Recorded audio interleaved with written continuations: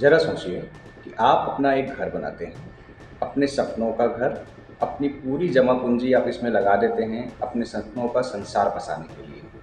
और इसको बनाने के लिए जितने भी सरकारी नियम, कायदे और कानून होते हैं, चाहे वो नक्शा पास करने को लेकर हो या बोरिंग को लेकर हो, आप सभी नियम और कायदों का पूरी तरीके से पालन करते हैं। फिर अचानक 15-20 साल बाद गवर्नमेंट की तरफ से आपको एक नोटिस या एक ऑर्डर आता है और उसमें ये लिखा होता है कि आपके घर का जो नींव है, बेस है, वो सही नहीं है। साथ ही साथ आपने जो सीमेंट, सरिया, लोहा जो यूज़ किया है घर को बनाने के लिए, वो भी अमानक है। अब आपके घर बना लेने के 15-20 साल बाद आपको ये पता चलता है कि आपके घर के नींव की जो लंबाई होनी चाहिए या जो गहराई है, वो तय नहीं है, वो सही नहीं है। आपको उसको और गहरा करना होगा। साथ ही साथ अपने घर के लोहे को बदलना होगा, जो अंदर जो सरिया लगा रहता है, उसको आपको बदलना होगा। तो सोचिए आप पर क्या बीतेगी उस समय। ठीक ऐसे ही आज गवर्नमेंट स्कूल के टीचर्स के साथ हो रहा है। ऐसे टीचर्स जो 10, 15, 20 सालों से स्टूडेंट्स को पढ़ा रहे हैं, जिन्होंने अपनी पूरी ज़िंदगी एजुकेशन को दे दी। जिन टीचर्स ने गांव-गांव में कम रिसोर्सेस में बिना प्रॉपर फैसिलिटी के भी बच्चों का फ्यूचर बनाया, आज उन्हीं टीचर से ये कहा जा रहा है, आपको फिर से प्रूफ करना होगा कि आप पढ़ाने के लायक हैं।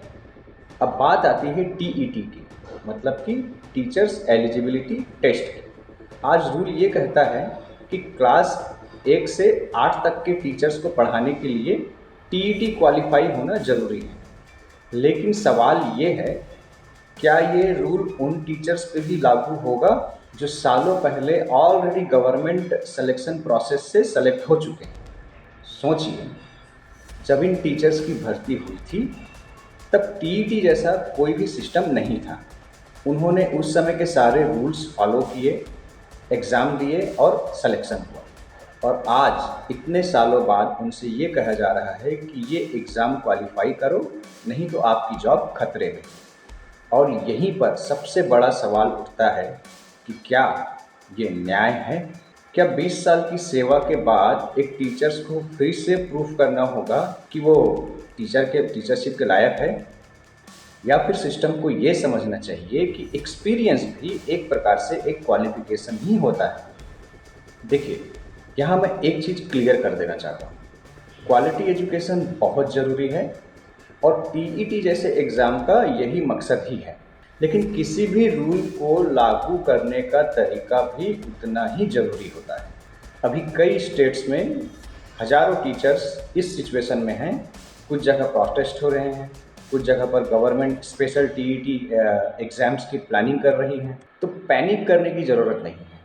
अगर आप टीचर हैं, तो ये समय है अवेयरनेस का, प्रिपरेशन का और सही इन्फॉर्मेशन का। और अगर आप टीचर हैं और आपको लगता है कि आपकी आवाज़ और आगे जानी चाहिए, आपको न्याय मिलना चाहिए, तो इस वीडियो को लाइक करिए, शेयर कीजिए और मुझे कमेंट ज़रूर करिए, ताकि हम इस वीडियो को और आगे ले जा सकें और हमारी आवाज़ वहाँ पहुँच सके जहाँ पर इसको पहुँचना है।